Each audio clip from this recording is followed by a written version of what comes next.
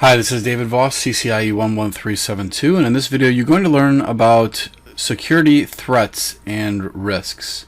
Security is a large portion of the CCDA exam, so you'll need to know everything in this video. It is important to be aware of the different types of attacks that can impact your systems on the network.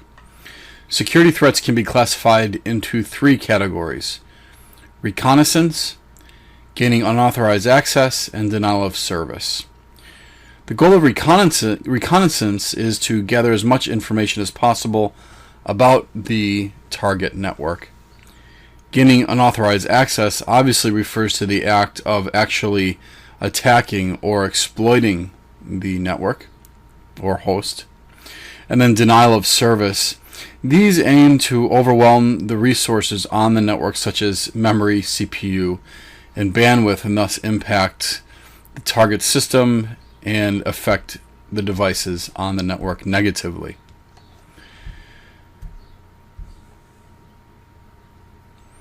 Reconnaissance network tools are used to gather information from hosts attached to the network, and they have many capabilities. They can determine the operating system, identify file permissions, trust relationships, and user permissions as well.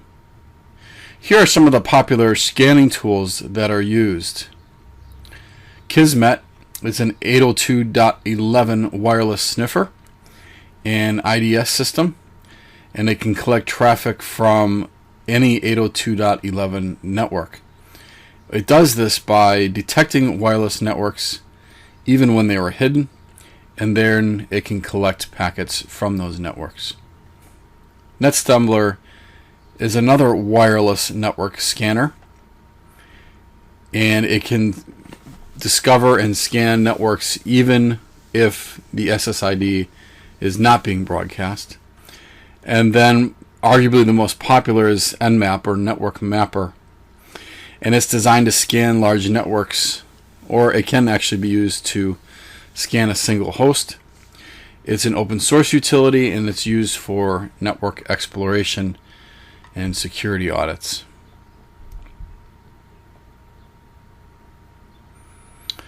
Now, there are different types of scanners, such as vulnerability scanners, and they determine the potential exposures that are present in the network.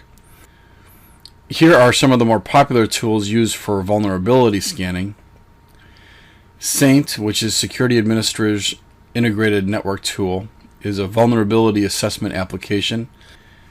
MBSA, Microsoft Baseline Security Analyzer, is used to scan systems and identify whether patches are missing from Windows products. And Nessus is designed to automate testing and discovery of known vulnerabilities. It's an open source tool that runs on a variety of operating systems. Next, let's discuss unauthorized access. Hackers use several techniques to gain system access. One approach is when unauthorized people use usernames and passwords to escalate the account's privilege levels. Some system user accounts have default administrative username and password pairings that are common knowledge. In some environments, there are passwords that are well known, and I'll give you one example. I was at a large Fortune 500 company, and we did a security audit, and we ran a password scanning tool, and we found over 50% of the passwords were easily cracked within minutes because those passwords were set to the name of the company. Obviously, it would be rather easy to gain access to whatever system you would like if half the company is using the same password, which can be easily guessed. Needless to say, they fixed that problem with better security policies. But unauthorized access isn't just about setting the appropriate password. It can also be obtained through the use of social engineering. Actually, most confidential information, such as badges and usernames and passwords, can be uncovered simply by walking around an organization. In addition to social engineering, hackers can obtain account information by using password cracking utilities or capturing network traffic. These automated software tools are very powerful, and as long as you have network access in any way, they can easily be run, and you can easily obtain the information you need if security is not properly implemented. Next, let's talk about security risks. To protect network resources, processes, and procedures, technology needs to address several security risks.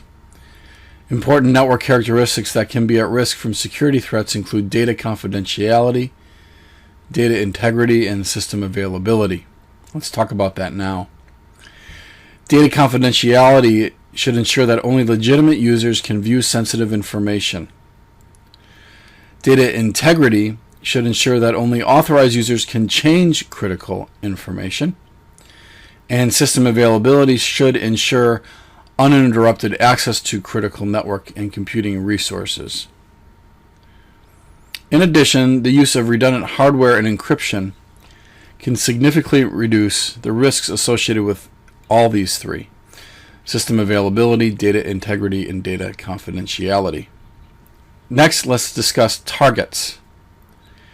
Given the wide range of threats, just about anything on the network is vulnerable and is a potential target. Individual hosts are usually the number one thing that hackers are looking to access, but they're especially susceptible to worms and viruses. Other high-value targets include devices that support the network. So obviously, this would be routers and switches, possibly even firewalls.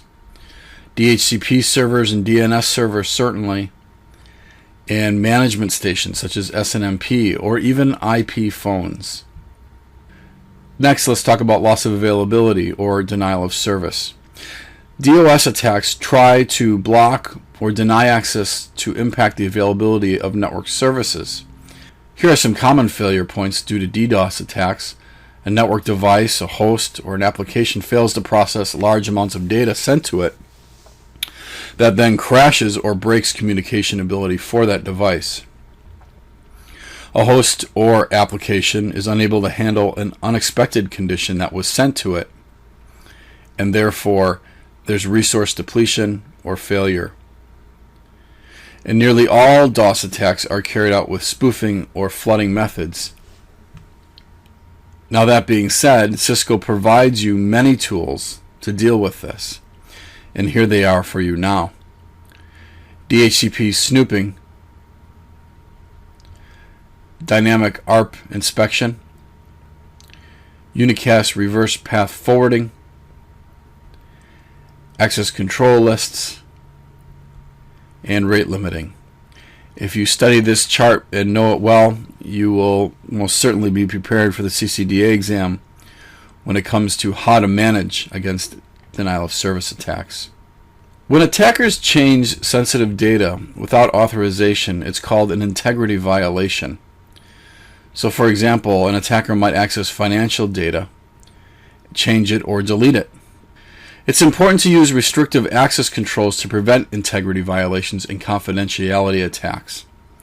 And here are some ways you can enforce access control and reduce risks. You can separate networks using VLANs and packet filtering firewalls, restrict access with operating system-based controls, limit user access by using user profiles, and then use encryption techniques to store your data.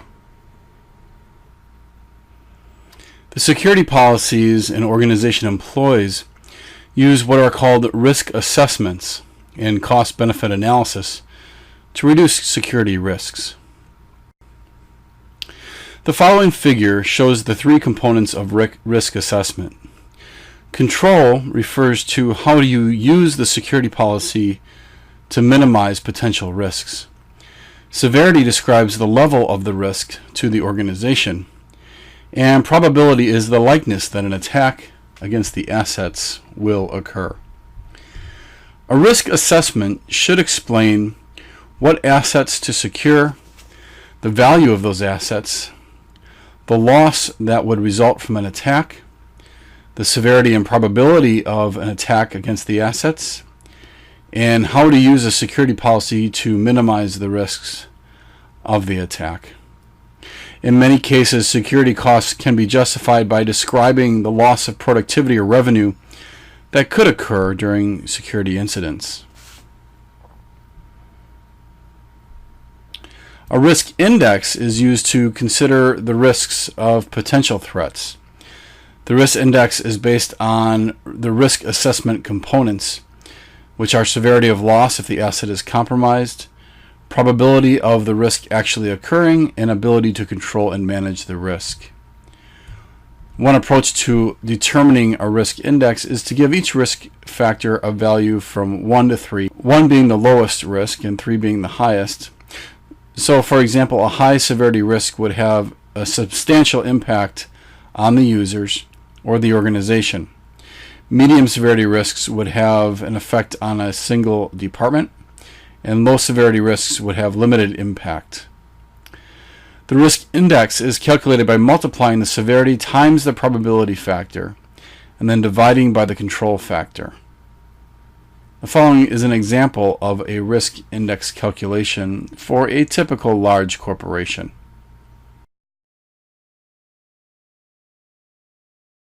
So here's what you've learned. You've received a really good introduction to security, and I know there's a lot in this video actually, but yes, it is just an introduction still.